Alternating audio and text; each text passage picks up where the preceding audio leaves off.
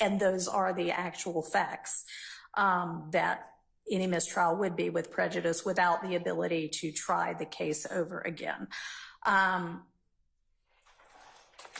But the determination has to be made whether the state had the ex parte on purpose with the purpose of goading, to use Mr. Kendrick's attorney's word, the defense into making a motion for mistrial because the state thinks they're losing the case and wants to be able to do whatever with. I got the concept right? Yes, Your Honor. Okay. All right. So this is also a lengthy and well-briefed, well-written motion. I will hear what you want to add that's not already in your written motion, if anything. Thank you, Your Honor. I have nothing to add to that motion. Okay. As a lawyer, I feel compelled to speak to it, but I will sit down, Okay. given that I have no additional information. I would like to respond if the state does have something to add. Okay. I did not see a filed response from the state to our motion. I was served a response, so I'm not quite sure. I'm not quite sure what that's about, Your Honor. Now, you know, sometimes they get filed, but they don't show up in Odyssey for a couple of days. Because y'all have been good about emailing the court when you file. I haven't actually checked Odyssey to see whether it's in there or not, but I would imagine that if the state served everybody with a response, they also filed it. If not, they need to. Okay, so that is a part of this motion. And another part of the motion is, well, I think you say as well that we'll need to redo the from 612 on.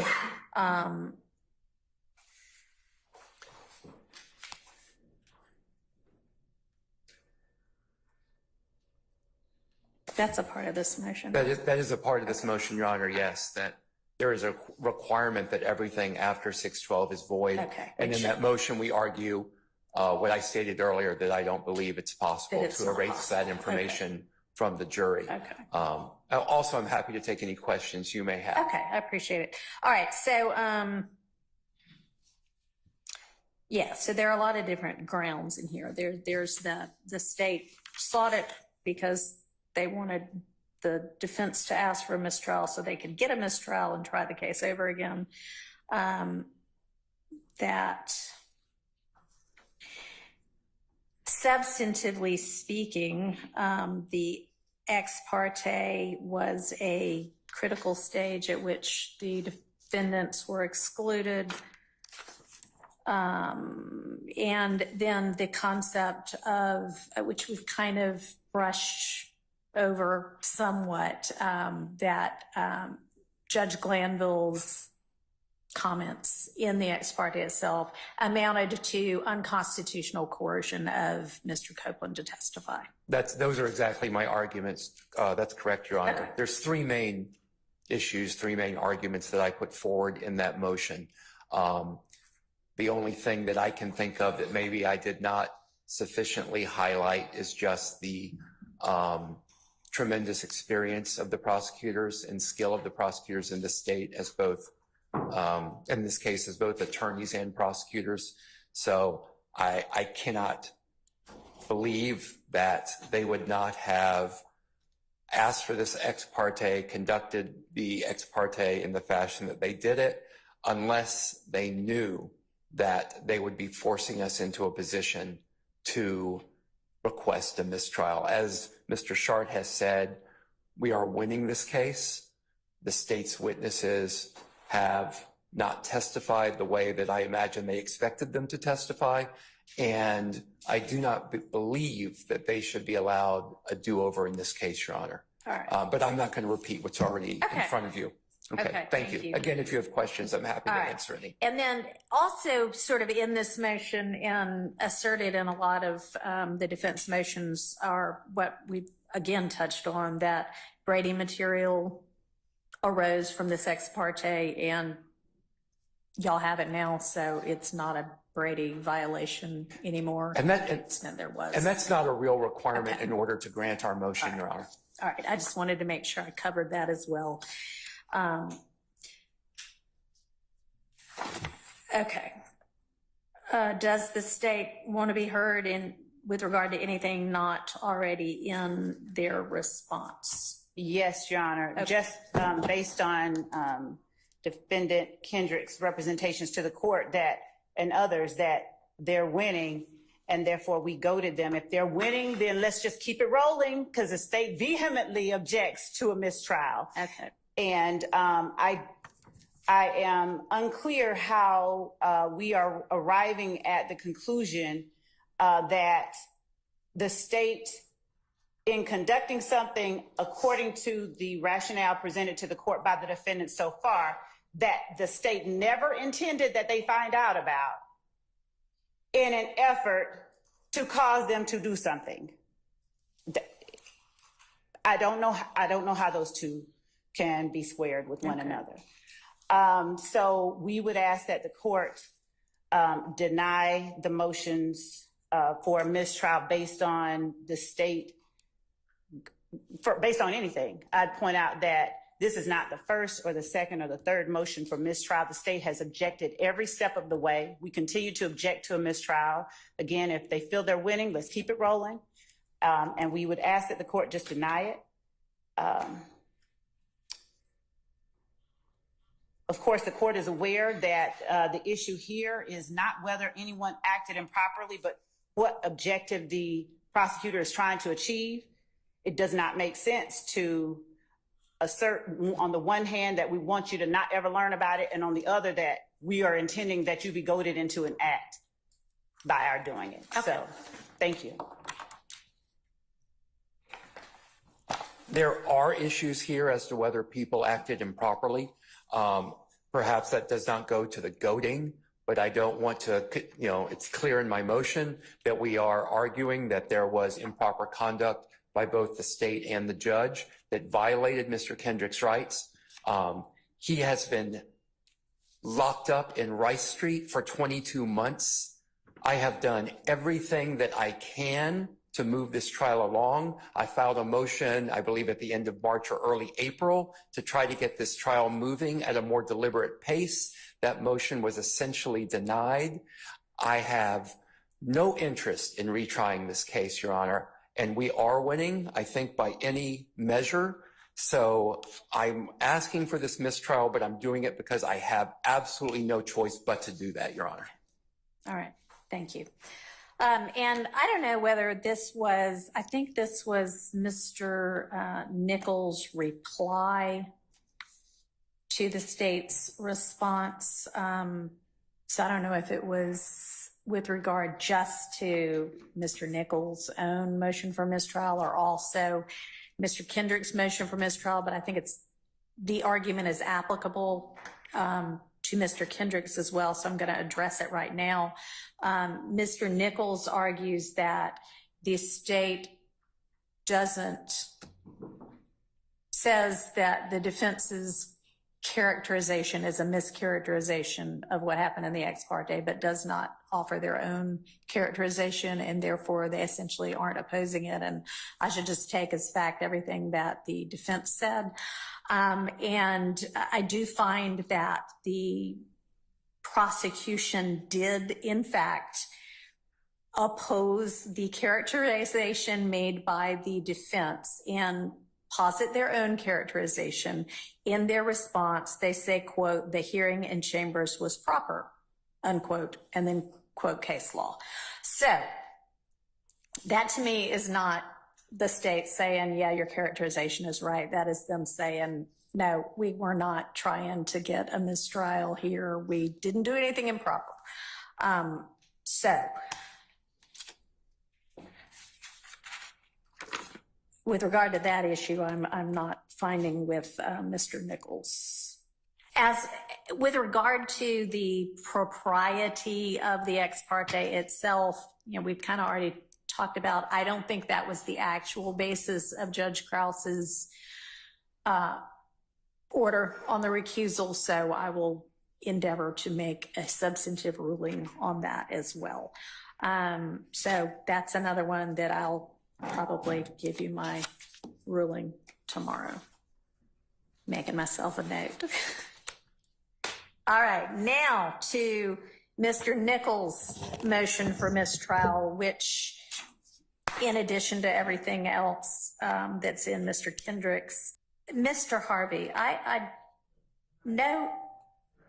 I apologize. Can I interrupt you again? Yes. Thank you. I do that with, a smile and a request for permission. Okay.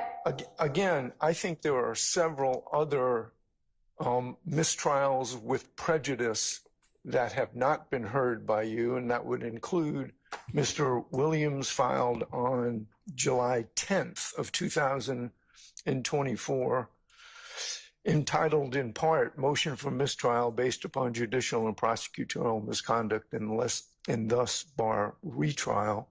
Mr. Shart, on behalf of Mr. Jackson, also has a mistrial with prejudice pending that I don't believe the court has heard. And again, I think in seriatim, if you decide on all of those, then I'll come behind these brilliant lawyers. All right, I appreciate it. Follow up. So with regard to Mr. Williams earlier, prior to the, July 9th,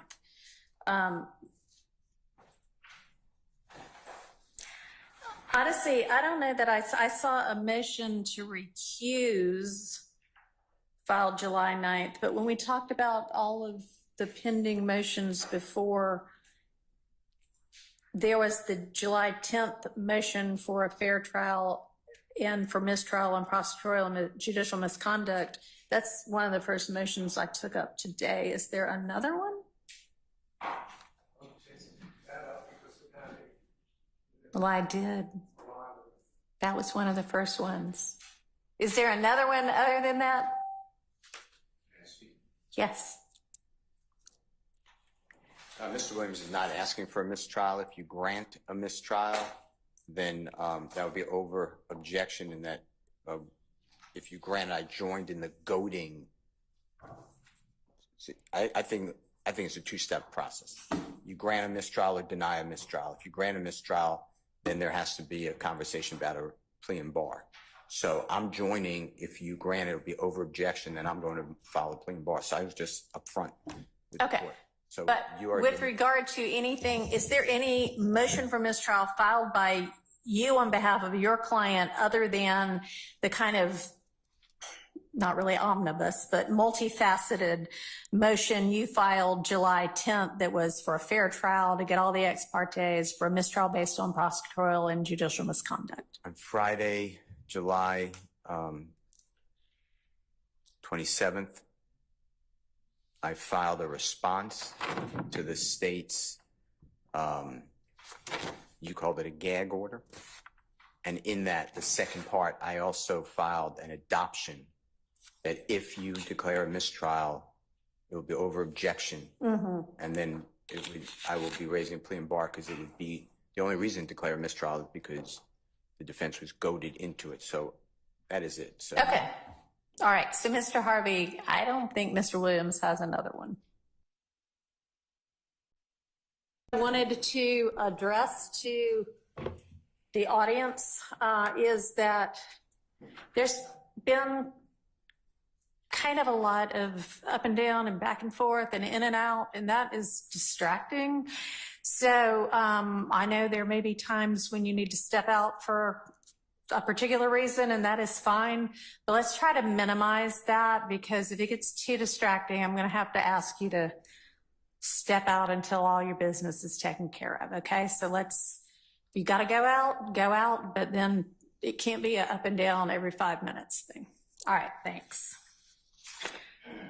Okay, so Mr. Short, yes, I saw your motion for a fair trial, and the reason I didn't register it as a motion for mistrial is because it's essentially not. It's saying if you grant a mistrial with prejudice, we're in on that. But otherwise, we'd like to even though we think this trial has been a disaster, we would like to keep going because we think we're winning. So you asked that it be a constitutionally fair trial, and I guarantee to everybody, to the extent that is within my control, I want for everybody here to have a fair trial under the Constitution of the state of Georgia, the United States, and the laws of our state. Okay, that is why I am here as a judge, to make sure that that happens. So to that extent, it's granted. I appreciate that. I guess my concern is that all this is not under your control because you're taking And I can hear you fine, but I don't know whether my co-reporter can or not. You can either come up or you can pick up your mic if you're just a long way away.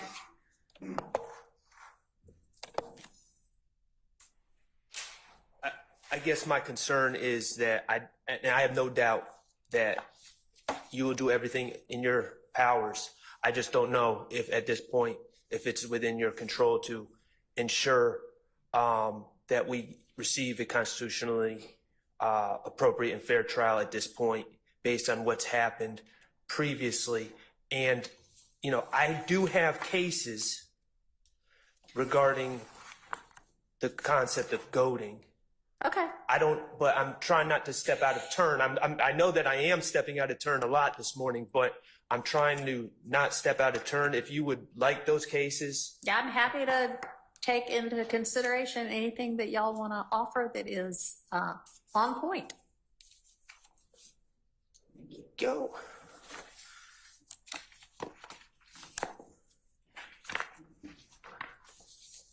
May I approach? Yes. Can't really get to me, but you can get to my staff who can hand it to me. Thank you. Oh, yeah. I've seen web-cited, and I'll take a look at Jackson and Wilson. Oh, did I not give you Anderson? No. Oh, I'm sorry. Thank you. Okay. And Your Honor, I believe that those cases stand for the general proposition combined. Each of them are a little factually different. Okay. But they stand for the proposition that the trier of fact can consider certain factors. Of course, the difficulty in determining if someone's goaded someone else comes down to intent. Typically, a district attorney or a prosecutor is not going to take the stand and say, I intentionally goaded someone. So you look at objective facts. And these cases stand for the proposition that you look at how basic the rule that was violated is, the experience of the prosecutor. In this particular case, you know, this is a big county. The prosecutors involved in this case are a chief deputy with the district attorney's office and a deputy with the district attorney's office are the two prosecutors that were involved in the ex parte meeting. You look at the evidence of the case, and I know that this is another area where you're hamstrung a bit because you haven't been sitting to hear the evidence. But I concur that the whole purpose of Mr. Copeland taking the stand was to impeach him. Mr. Copeland's testimony was not, well, at the time of this ex parte hearing, it's our stance that he was pleading the fifth, and the state was in a position that their key witness, and without him, the alleged murder of Donovan Thomas, without his past statements, goes away. And they were in a situation where their key witness was not taking a stand and was not going to allow himself to be impeached with prior statements. And our stance is that they panicked and they needed a mistrial. The trial was not going well. The previous witnesses that have testified, it's been again, I know you haven't been here, but you know, we've had witnesses testify. I don't remember anything that happened in 2013. It's just been a parade of impeachment by inconsistent statements and contradictions. So, and that's another factor that those cases look at is the how the trial's gone so far and the motivations for goading a mistrial. So I believe that those cases provide some insight and some guidance for the court to consider certain factors when we get to that goading question. And that's why I wanted to bring those to the court's attention. All right, I appreciate it. Thank you. All right, so Mr. Harvey, you're up. I don't think there are any other motions for mistrial preceding yours that we have not discussed. And I am going to address a few of your issues really, well, I guess one I'm definitely going to address before you start your presentation, and that is that you assert in your motion that this court, meaning me taking over this case, has indicated it does not intend on familiarizing itself with the trial proceedings, and I have no idea where you got that from, because I certainly never said that. When we were here last week, and I don't have a transcript of that, and if I've misinterpreted what you said, and perhaps it was in the context of you saying, I'm not going to revisit certain motions, or I'm not going to go back to hear those. That was in the context that I meant it. And I said it for a specific reason, because some of the motions, as I allege in our motion, Judge Glanville said, well, you know, I'm going to deny your motion, for example, for a severance, for a 105 instruction at this point, but that does not mean we're not going to get to a point where I would consider that and grant it. So I meant that in the context of you understanding, this court, understanding the cumulative nature of what has happened and how it would factor into your particular decision at the next point in trial. Does that, that makes a little more sense. I absolutely intend to familiarize myself with what has gone on in this trial prior to me getting involved in it. I've already begun to. Judge Glanville's court reporter is beginning the somewhat arduous task of transcribing everything that hasn't been transcribed yet and giving that to me, you know, as soon as she finishes it. You all have, some of you have already pointed out, you know, particular things that, while not the official transcript, I can review on YouTube, and I've done that to the extent it has been relevant to these motions. And I also believe that with the very capable defense attorneys in this case, that you all will be able to elucidate for me anything that I might not have been here present for at the point in time when you make a motion that to any extent requires considering the cumulative nature of anything. Okay? Well, okay, yes, and okay, no. Okay, yes, I understand that the court is going to make what I think to be an impossible effort to catch up to where we are at this particular point after 9 months or thereabouts, hundreds of witnesses. I appreciate the court's effort, and I understand the genuineness of the court's statements that I'm going to do it, but you know what?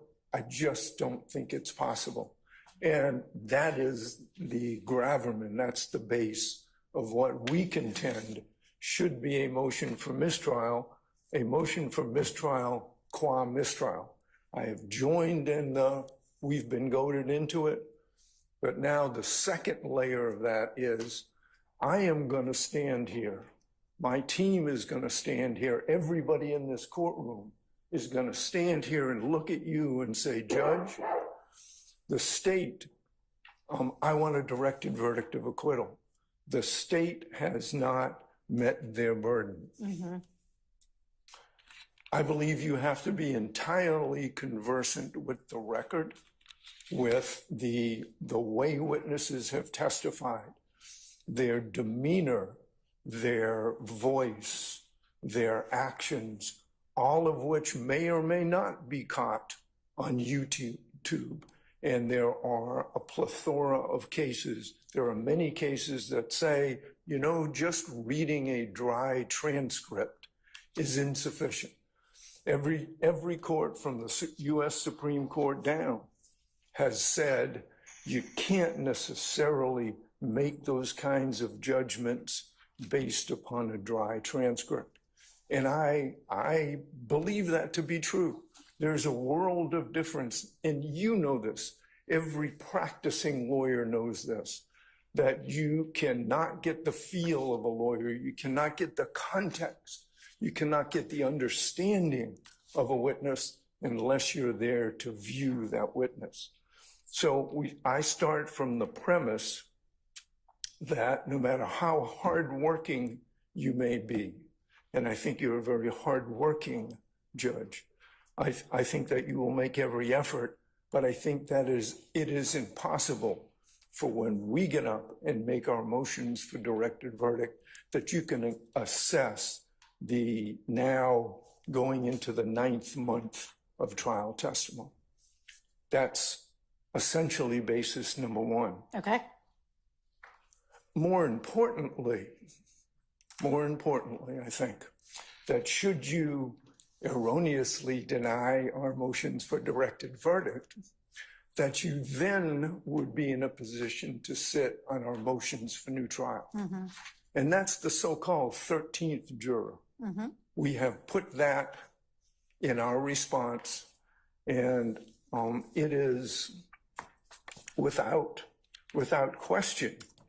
We have our courts, the federal courts, all say that there is a distinction between whether there is sufficient evidence to go forward, which is the standard on a motion for directed verdict, and a 13th juror motion for new trial. You can find, you know, I denied your motion for directed verdict, but you know what? I just don't think that this was either a fair trial or a trial in which, based upon what I have seen, what I observed, that should stand, and I'm going to grant it. I mean, it's entirely in your discretion. And that discretion is unreviewable, really, by the appellate courts. And they have all said, as we said and quoted in Wilkerson, that the discretion the trial court must consider some of the things that she cannot when assessing the legal sufficiency of the evidence, including any conflicts in the evidence, the credibility of the witnesses, the weight of the evidence, meaning that the trial judge may grant a new trial on the general grounds, even when the evidence is legally sufficient to sustain a conviction. Okay. All of those I things. understand. And I don't really need to hear from the state on this one. With regard to the directed verdict issue, the standard, as we all know, is essentially an any evidence standard. It is entirely possible that just on what gets presented going forward, I will be able to rule on the motion for directed verdict, assuming we get there. But if not, I can ask for, can and will ask for specifics from the state as to what the facts are supporting each count of this indictment. And it is not for directed verdict whether I'm convinced, it's whether there is any evidence from which a jury might be convinced. And so we'll take that up when we get to it, but I don't think that the fact that I'm coming in mid-trial is a basis to grant a mistrial in this case. With regard to the 13th juror, I understand that's a different standard. There are times, it's not routine, but it happens, when a different judge from the trial judge considers the motion for new trial and considers the 13th juror issue. And the appellate courts have recognized that it is a somewhat less deferential standard when they're looking at it on review, when it is a different judge than the trial judge. So, you know, if and when we get there, I will consider whether anything ought to be granted as a 13th juror, if y'all ask me that. And if I deny it, then the appellate courts can consider it. But that is not anything unprecedented. It happens all the time that one judge does the entirety of a trial and then another judge considers the 13th juror issue. So that is also not a basis on which to grant a mistrial. And with regard to the severance issue and the cumulative nature of that, I'm going to rely on you to point out to me everything ought to be taken into consideration if and when you make that motion again. With regard to a 105 limiting instruction, I am happy to consider anything that you all think might be appropriate to give right now. Okay, so I invite y'all to submit something. Okay. To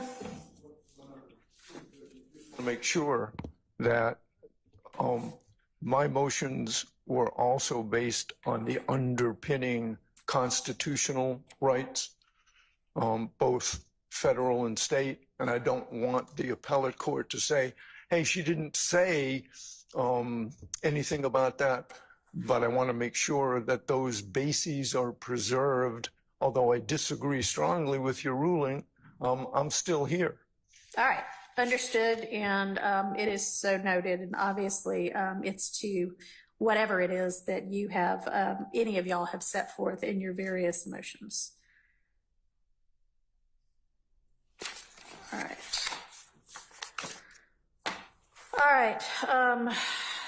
I think we all already sort of agreed that we need to redo everything that happened post recusal motion on June 12th, and the details and logistics of that we'll take up probably tomorrow. But that motion itself is granted. All right. A lot of what comes next is evidentially specific. And before we get to that, I know that there are some outstanding bond motions. So Mr. Steele, on behalf of Mr. Williams, has filed a motion for bond reconsideration, but Mr. Steele, you essentially go back and argue anew all of the factors that whichever, I don't even know who took up the bond to begin with, but another court has already considered all of those, the Ayala factors, and you don't present changed circumstances. You just essentially say this call was wrong to begin with and you should do it over. And I am not going to reconsider any bond issues that have already been considered and ruled upon by another court absent legitimate changed circumstances. So that motion is denied. Can I address the court? Do you have changed circumstances? Yes. So, okay, go ahead. There weren't any in your motion.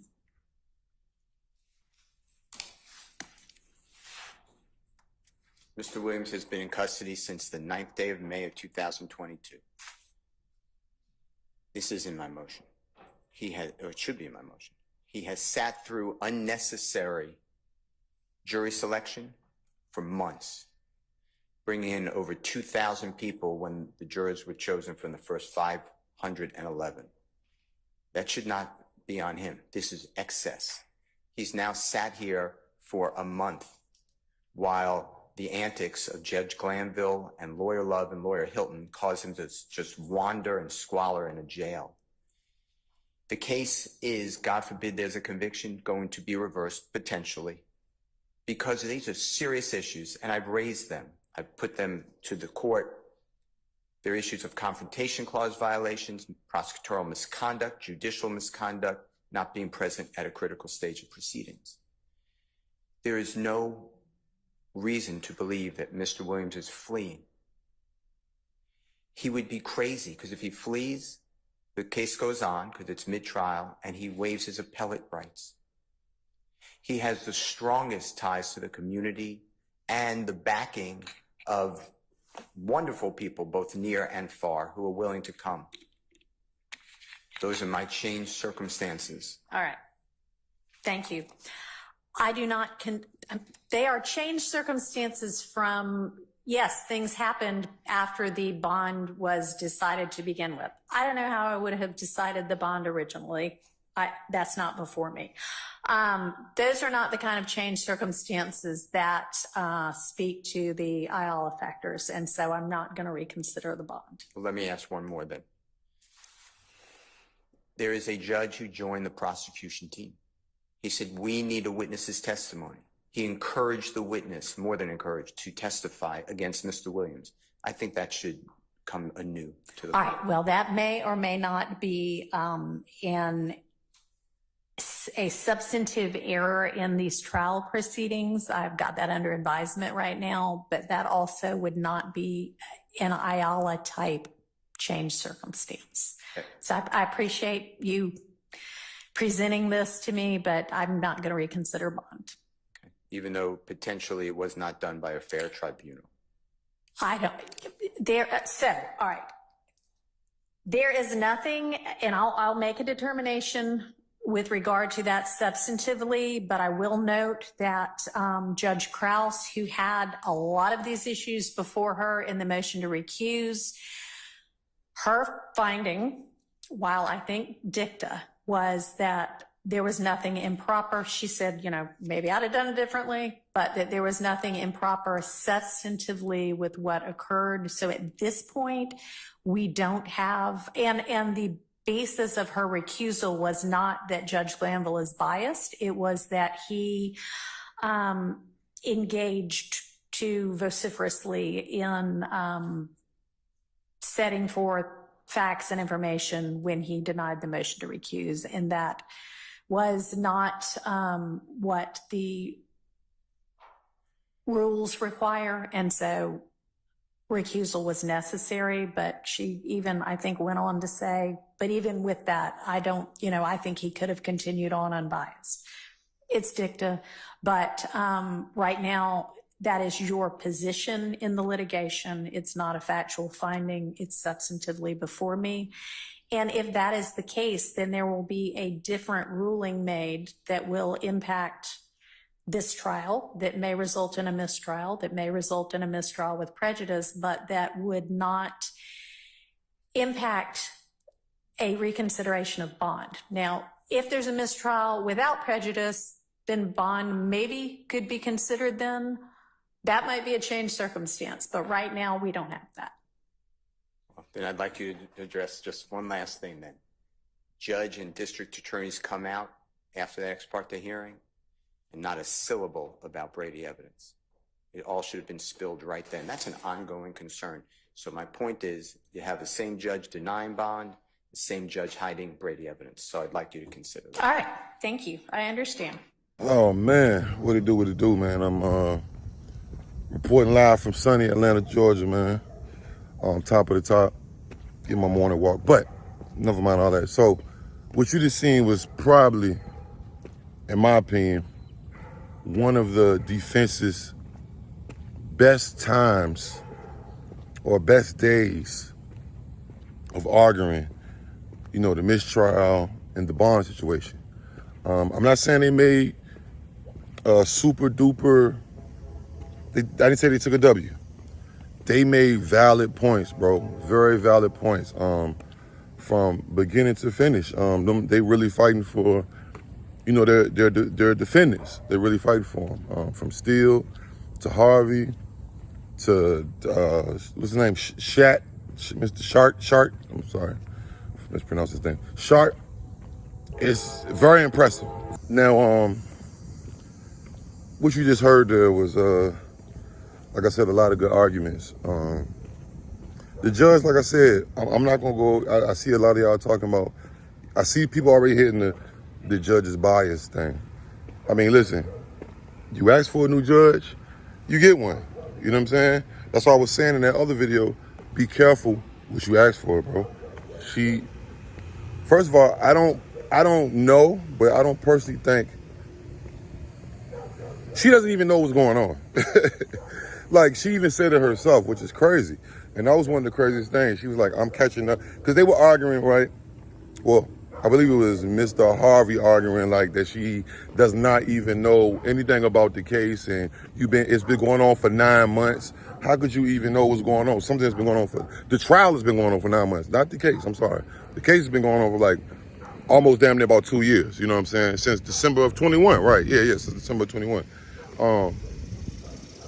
Since she basically was like, I'm gonna try to do my best to catch up using YouTube. When I heard that, I was like, that's crazy. Catching up on a case about people's lives and people's lives is affected if convicted by using YouTube. I don't know if that's against the law, but it just sounds crazy. Nah. If I'm a defendant, I'm like, nah, you better read every transcript. You better, talking about going, yeah, you can look at YouTube, but then what are you looking at on YouTube? Are you looking at IQ's reaction videos? Like, how we know if you're looking at, how we know that you want to be indirectly coerced to thinking something, whatever. And I understand she's a judge, so she'll probably be like, I'm a judge, I can't be coerced, whatever. Okay, cool. That's just something I would think. Like, don't catch up on my case on the fucking YouTube channel. I don't give a fuck if it's law and crime, crime and law, law and order, Sig and Sawyer. I don't give a goddamn. You know what I'm saying? That's just me. They fighting for the mistrial. The thing about the mistrial is, will they mistrial it with prejudice or without prejudice? And she brought that up a couple times. With prejudice is, I'm gonna mistry this and we can never bring this up again. It's similar to a dismissal, it's almost synonymous. What I said, with prejudice. Without prejudice is obviously the opposite of that, which is we can bring this back up. Basically what YNW Melly is going through. Listen, man. Like I said, y'all want a new lawyer? You got one. And I want people to remember this too.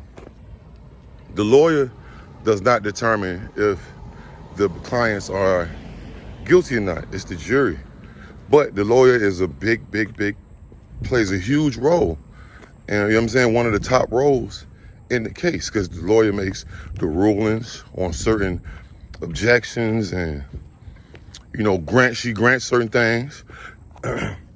Just like she didn't grant the bond, you know what I'm saying? They have been, all of them guys been locked up a very long time. Like I said, they first got arrested in 21?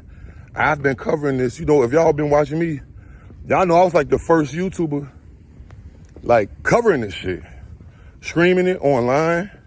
You know what I'm saying? If you've been following me for this, and it's crazy that this shit's been like 2 years that I've personally been covering it, but we seen it from beginning to the end, bro. It's been a roller coaster, it still is. Do I think that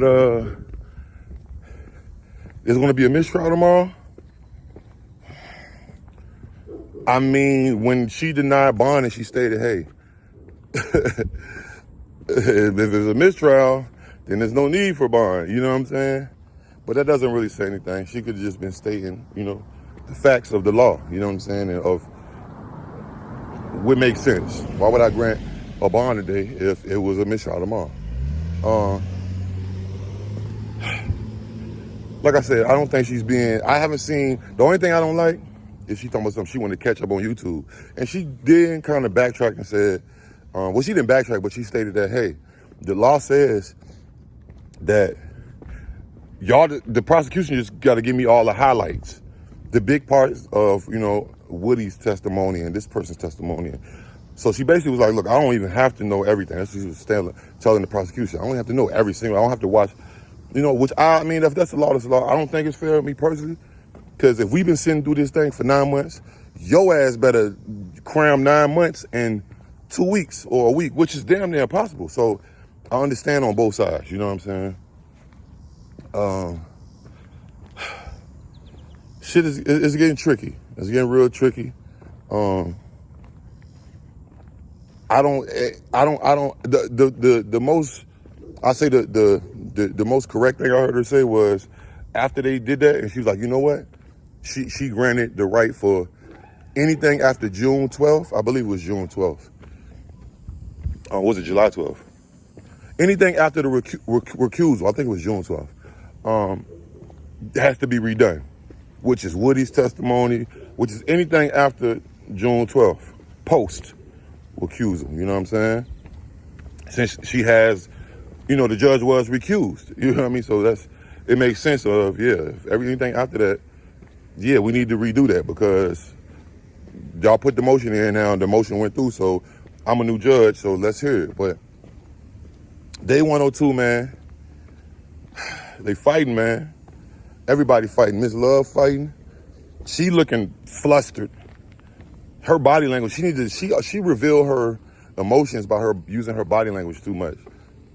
She's easily affected and gets emotional. A lot of people say that's because it's personal to her. I don't know. I just think that she is emotional. You know what I'm saying? But y'all let me know what y'all think, man. Crazy day. Like, comment, notification bell. I'm going. Yeah.